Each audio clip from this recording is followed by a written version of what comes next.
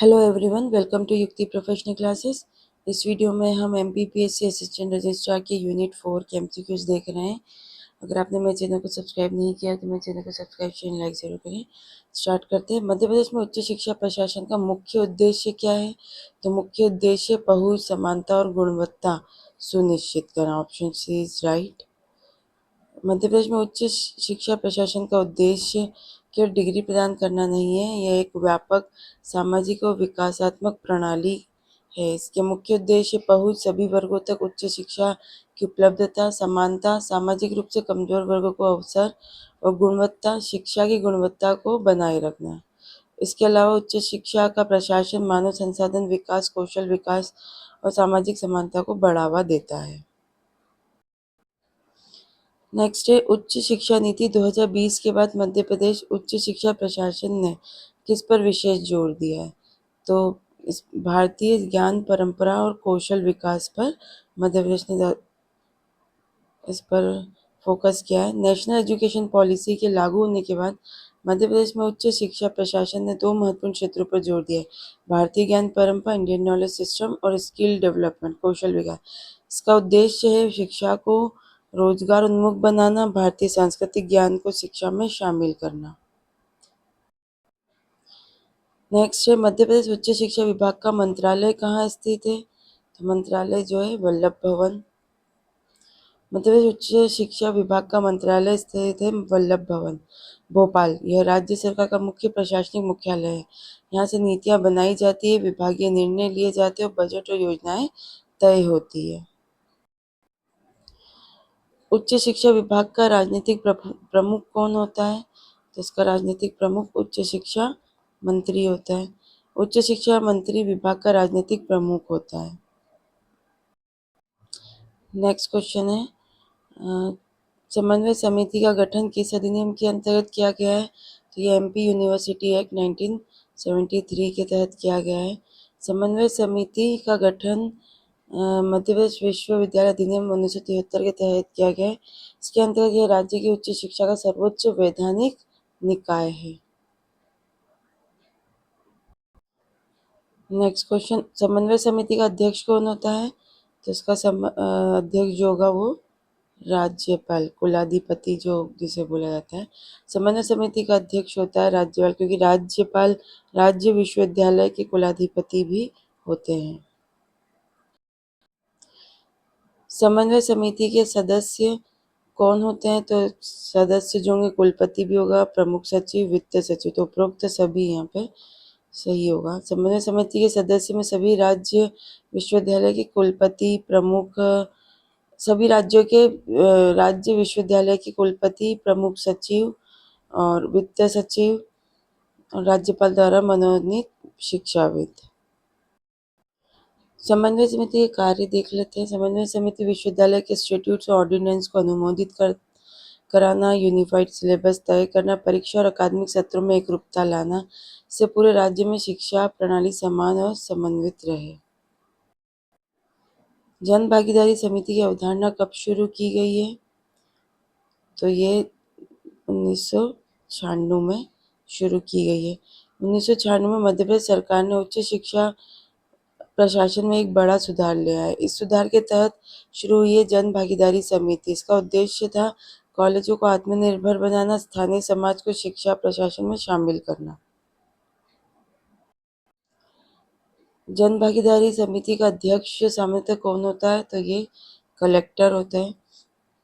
प्रत्येक शासकीय महाविद्यालय में जन भागीदारी समिति होती है। इसका अध्यक्ष सामान्यतः जिला कलेक्टर एक्स ऑफिशियो। यह समिति कॉलेज के विकास में स्थानीय समाज, उद्योग और जनप्रतिनिधि को शामिल करती है। जन भागीदारी समिति का सचिव सामान्यतः कौन होता है? तो इसका सचिव जो होगा वो महाविद्यालय का प्राचार्य होगा। प्रत्येक शासकीय महाविद्यालय में जन भागीदारी समिति की गठित की जाती है।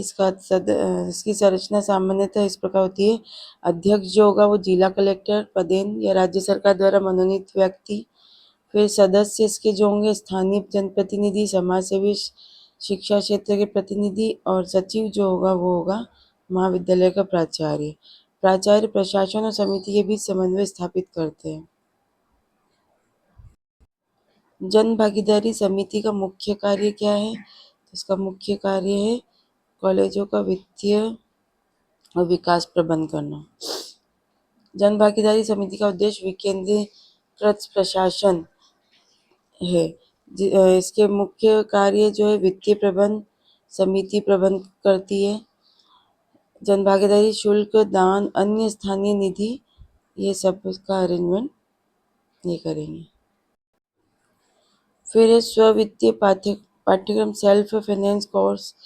समिति का अधिकार है बीबीए, बीसीए, पीजीडीसीए जैसे सेल्फ फाइनेंस कोर्सेज शुरू करने का।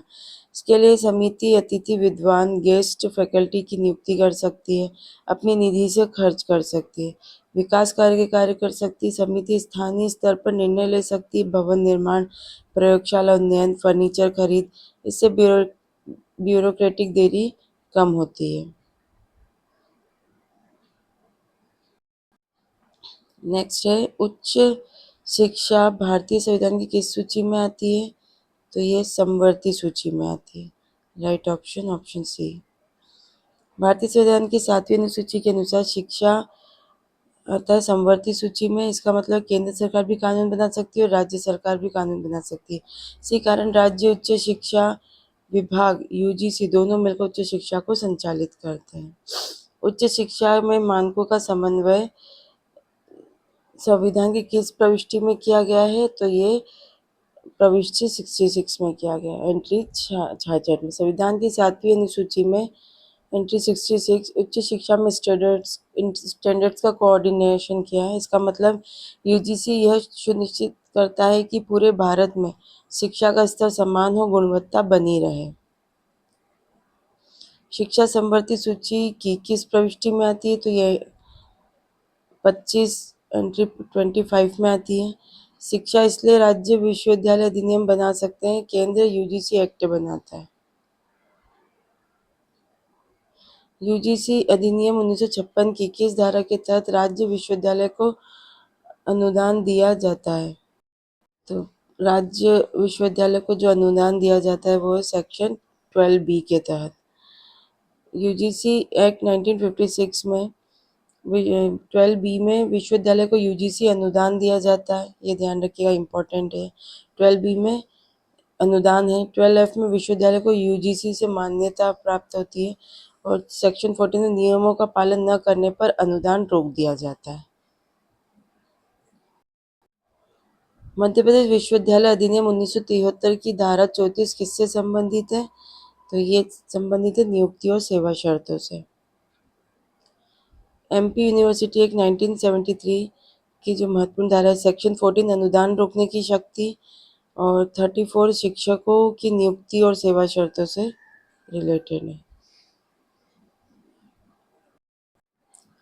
नेक्स्ट है MPSHEC, इसका फुल फॉर्म है Madhya Pradesh state higher education council की स्थापना किस योजना के तहत हुई है? तो ये रूषा जो योजना है उसकी तहत हुई है।